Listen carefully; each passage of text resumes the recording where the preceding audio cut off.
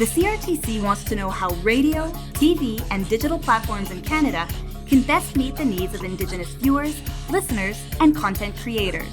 Join the conversation today at crtc.gc.ca/indigenous-broadcasting. A message from the Government of Canada. Le CRTC veut savoir comment la radio, la télévision et les plateformes numériques au Canada peuvent mieux répondre aux besoins des spectateurs, auditeurs et créateurs de contenu autochtones. Joignez-vous à la conversation aujourd'hui au crtc.gc.ca/radiodiffusion-autochtone. Un message du gouvernement du Canada. Good evening, I'm Dennis Ward, and this is Face to Face.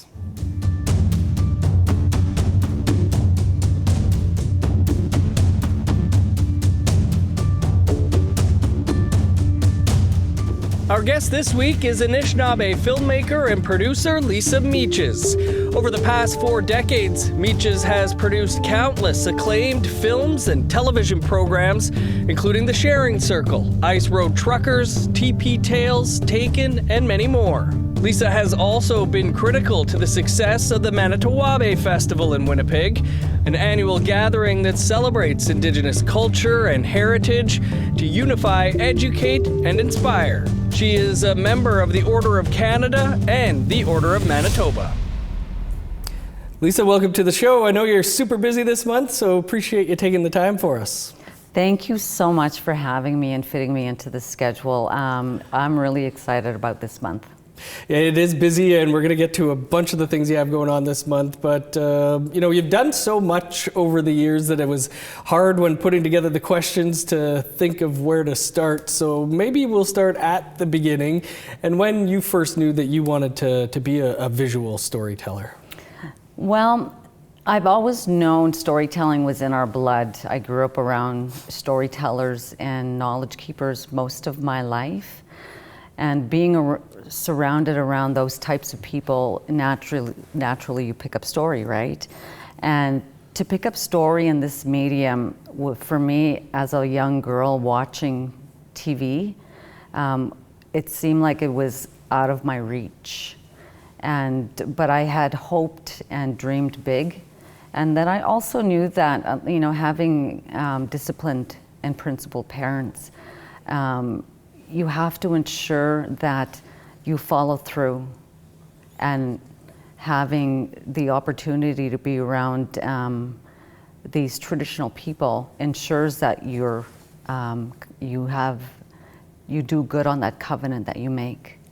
And so coming from that type of responsibility in my family, it's imperative that you do stand for your community. And so for me, it's always been imperative that storytelling has been the haven and the basis of everything that we do, which is, I think why documentary filmmaking was so important. Because as a bundle carrier and a person that comes from a very principled family, it's not your place to have judgment or have a say in what the community, how they should behave or how they should react. But you're there to talk about how can they get this across so that it's easier for people to understand and make it digestible so that it's safe for the end user's ears and their eyes. Because we know that, when we bring in these types of ceremonies into the TV world, we have to understand that it's not just for show. So when I was given the opportunity to create that first TV series, I wanted to make sure that it was something that I knew I could commit to long time for the community and within the community, knowing that I couldn't have an opinion. I had to remain unbiased, and that's still my position today. Long time indeed. Going to talk about the Sharing Circle, which you referred to here, but just quickly, I guess, you started out in news though, right? Back in the mid-'80s or so. What was that like, being one of the few Indigenous women, for sure, in news at that time? It was, I'm not going to lie, it was intimidating, but I knew around Brandon, which is where I used to do news, I knew the Dakota communities and Ojibwe communities were watching. And I knew that they were watching specifically our newscast for me, because it gave them hope and it gave them inspiration, and we started doing live hits and the ratings continued to crawl up. And so one day the executives came in, sat with me, and they said, since you've started, we noticed that the BBMs are changing. That's the measurement that they used to use back in the day. Mm-hmm. And so they correlated to my live hits. So we tried a couple of other longer form stories, and again, the ratings continued to climb. So they offered me a show of my very own, and I took that back to ceremony to my grandfather and my grandparents on the res. And then he said to me, he didn't say congratulations, he says, you're gonna be responsible for people's half hour every Sunday night. What are you gonna do with that, and how are you gonna earn that right? And so I thought, that's not what I wanted to hear. Mm-hmm. But nonetheless, you know, I was up for the task. So he put me on a 4-day fast behind his house to earn the right to tell people stories. And that's the philosophy that we continued within the company, but for sure on Sharing Circle, it has been our saving grace to earn the right to tell people's stories or to share people's testimonies, whatever the subject matter was and whatever we were dealing with. And back then, we were not dealing with what we're dealing with today. There was subtle discussions of residential school, missing and murdered. We were on the cusp of something really, really big, and I didn't know how to put my finger on it because it was too big for me. And so I had the opportunity to stay close to the community level and really stay intact with the stories and feeling what the people were feeling. And that encompassed the creation of the Sharing Circle. You know, I've had a few co-hosts over the years, Jim Compton, Tina Keeper, Ted Nolan, a few others, and it's been a blast. Mm-hmm. Like, that series was so much fun because at the time we had full editorial control, right? And then when the broadcast company grew, the market grew for me as well, which meant we could move to bigger markets out west. Right. And which is how I learned to work within the rules of the CRTC. As a young lad growing up on the prairies, CKX and MTN were super important. You know, long time show, years and years, the longest running, I believe. Any episodes stick out for you over that time? Geez. You know, back in the day, I'd love going to powwows to tell those types of stories because that's my world, right? I'm a powwow person. I come from a powwow family and a powwow community, and those are always my favorite because I knew to film them in such a way where it could be taught as a storytelling technique was really something new for me and challenged me at the time because I knew powwow inside and out, and I still know powwow inside and out. And as a competitor and a fancy shawl dancer, I just wanted to be there. So I had to find a way to marry the two worlds. So every season I would always do 2 or 3 episodes on powwows and what that would mean to us and how the powwow was a safe recovery for relearning our ways and a safe recovery for creating that even playing field. Because imagine those dancers being able to dance true to their spirit in that very moment. And that's something that we weren't allowed to do and still, in some cases, still aren't, you know. And so that speaks to the arts and culture disciplines that are desperately needed on the reserve level. You were honored by the Inspire Awards in 2007. Sharing Circle was still going strong. And you talked about the first season when people that you spoke to were afraid of the camera, and that, by 2007, there were so many stories that needed to be shared that there was a need for a whole network. And that really stuck with me. Why do you think people were afraid to speak at that time, and what changed that? I think it was the fact that with the camera on their face, it meant a different level of truth. And that really made people nervous, and the trust level needed to be there. So I would always pass tobacco. And my crew were always trained in the passing of tobacco. And to ensure that trust would always be invoked first.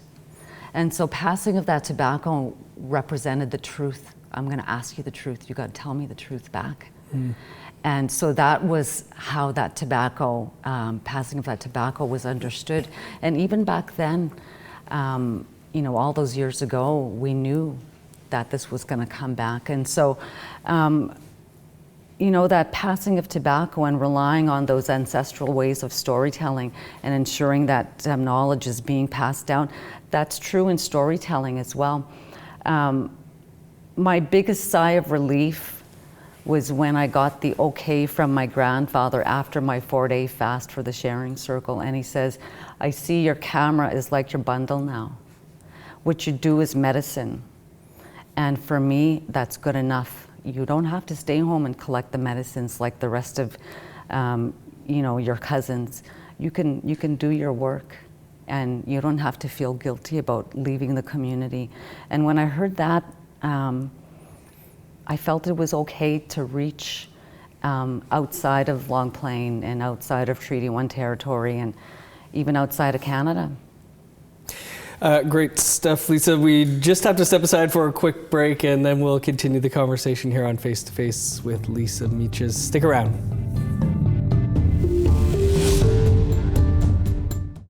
Hello, I'm Rick Harp, host of APTN News Brief, a daily podcast version of the nightly broadcast of APTN National News. Available on all major podcast platforms, APTN News Brief is your quick way to hear the headlines every weekday morning. Learn more at aptnnews.ca/podcasts. Welcome back to Face to Face. Our guest this week is filmmaker and producer Lisa Meeches. And Lisa, aside from the Sharing Circle, I think a lot of people would also, viewers of APTN recognize you as the host of Taken. How did that series come to be, and why was that such an important project? Dennis, I always found myself arm's length from the missing and murdered families and arm's length from the issue itself. And something traumatic happened to me with my late sister. She was taken one time, and we found her. And then when I found out that I was having a daughter, I was pregnant with a daughter, I went back to that day. And I went back to when I was a young woman finding my way in this city. And I became scared, I became frightened for her, even though she wasn't even born yet. And so I called up my business partners, and I was like having these worries, and I was crying, and I said, how can we save her life before she's born? I don't know what to do. And I said, all I know is that this place isn't safe for our women and our girls anymore. And then we came up with this idea of how to, like other missing and murdered shows and the genre itself, and we really dove into it. We had no development money, just a fear for Stevie. And then, boom, the money just lined itself up like it was meant to be. And we shot the first show. I was breastfeeding already a week, and we shot the first show. And I was breastfeeding on set, and I would hand her off to my husband. and I knew that we were doing the right thing. So the show was designed out of fear for my daughter. She's going to be 11 next week. And not much has changed in terms of safety for our women in city centers. But we're becoming more proactive and working with the families and taking suggestions from them and how change can happen. And you're seeing the results of those discussions. And so whether it was because of Taken or the families coming together and trusting us to share their testimonies, because I wanted to know what these women were doing the last time anyone saw them walking, talking, living, breathing, laughing. And we needed to reenact that so their families could have that. But in the beginning of the show, we fall in love with them as babies. We get to meet them as babies, as young children growing up in their home communities. And then we find out quickly what happens to them, in hopes that somehow, some way, someone will wake up and remember, what happened to our women, what happened. In the last series, it was both men and women and boys and girls. And, and I really, really believe that Taken has done what it's meant to do, and there's hopes and renewing it. And so we're talking about it. We're in discussions now. But I really believe that my girl really woke me up inside and put me in the place of all of those other families. And keep in mind, Dennis, within that first year of delivery, I had a major stroke. Right. And so now I got to know what it was like for our women to have their final breaths, to not know what it's like if you're gonna make it. Now I had to earn that too. Right. And so for me, that's my takeaway. It kind of correlated between Stevie and the series and the stroke and where we've gone and where we're going now. And so it's been a big learning curve for me, and thankful for the APTN listeners and watchers, for always sending their prayers. We come from such prayerful people, and I knew we can count on them. Of course, spokesperson for the Heart and Stroke Foundation as well. Lisa, you've worked on projects that have won big awards in Hollywood, projects nominated for Canadian Screen Awards here, ones that I imagine are pretty personal to you. But out of all these projects over the years, which ones, I guess, do you hold closest to your heart? I think the feature film We Were Children, on many levels, because it was, I wasn't sure if that was the right thing to do at the time, if we were ready to open up that can of worms with our survivors, because at that time, Eagle Vision was asked to retain testimonies from the east to the west coast, the north. And from all of those things that we heard, it was unbelievable. It changed my world, it changed my life.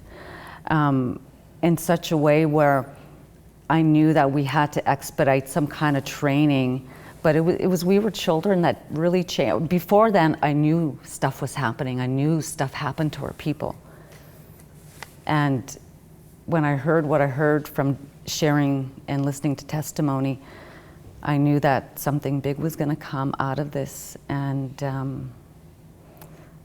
we're still talking about it. And different ways now, it's mentioned in different series, it's opened up discussions in spaces where we never ever thought we could talk about these things. But I'm really proud of our community for how they held on to these testimonies and their own stories and found the resiliency and strength to hold on to them long enough for us filmmakers to catch up. And now you're seeing all these amazing stories, being born from a very, very scary time in our people's history. And we're still seeing the aftermath. You know, you don't have to walk too far down Portage Avenue to see what has happened to our people. And so my challenge for other filmmakers is to continue doing what we need to do, to continue ensuring that it's our narrative that we're sharing, but also, you know, don't take it personal if things don't always get greenlit in your way. For us, as the senior filmmakers, we're always cheering for you. We're always making sure that you have something to produce. And for me, that's a covenant that I will always make to the younger filmmakers, is making sure that we always have room and work for them, and continual training. So we're always working with the unions to make sure that, you know, we're fighting the good fight for our people below the line. Powerful film indeed, airs here on APTN quite often. Check it out if you haven't, and even if you have, check it out again. Lisa, more to talk about. We just have to step aside for one last quick break, and then we'll continue the conversation here on Face to Face. I'm Kathleen Martins, a reporter with APTN News. Homeless, houseless, shelterless people, they aren't hard to find in Winnipeg. They're on the sidewalks, in bus shelters, and down alleyways. They're living in tents and squatting in empty buildings. They're even sleeping in abandoned cars. But who are they? Hear their stories in my new 5-part podcast called Our Relatives. Listen on your favorite player. Welcome back to Face to Face. Our guest this week is filmmaker and producer Lisa Meeches, and so much more. You know, one of the other things that you are, Lisa, is a mentor, and you've been a mentor to so many, including many of us around here as well that work at APTN today. What would be your, you know, advice to those looking to come up in the industry? Stick with what you know in the beginning.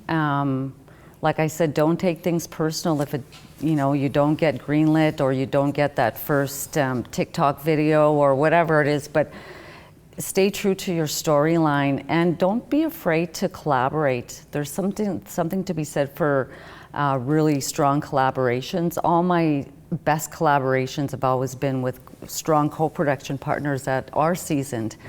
And I've been very fortunate to produce my first feature film called Elijah, the story of Elijah Harper, with a couple of guys out of BC, Blake Corbett and Chris Leeson.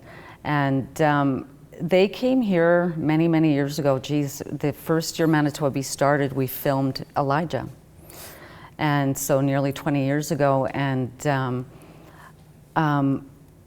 you know, there were so many auditions and so many times that I would give my head a shake. And the funniest story that came from that movie was, you know, at the time they couldn't believe an Indigenous person would be a producer at a budget at that level. And we were going to eat lunch at Craft Services. And the head of Craft Services was telling me to go outside and eat with the extras, were the extras that were playing the chiefs in the movie. And my co-producing partner was standing with me, and he says to the crafty, she's the boss. She's the lead producer on this movie. And he was so embarrassed. And I remember being that aha moment, because that movie went on to win Movie of the Week for the Canadian Screen Awards. At the time it was the Geminis. And I couldn't believe, you know, it just catapulted my career.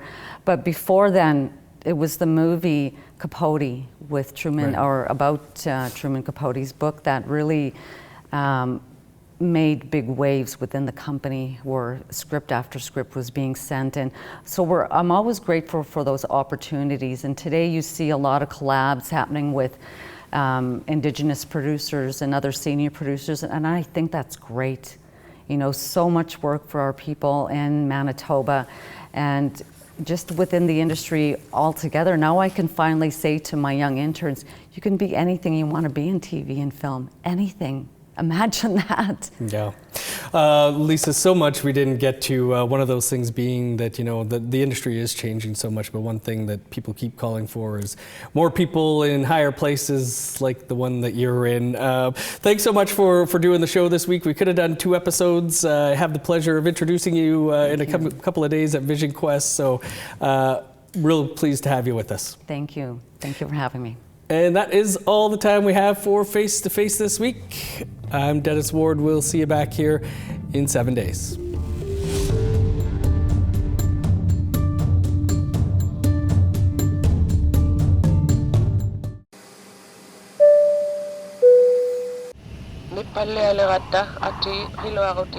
APTN presents a captivating journey into the heart of the North with our latest podcast, The Place That Thaws. Some areas that used to be safe are no longer safe. Hosted by me, Danielle Parody. Join us as we uncover the intricacies of life on a changing coast. Subscribe and listen to The Place That Thaws.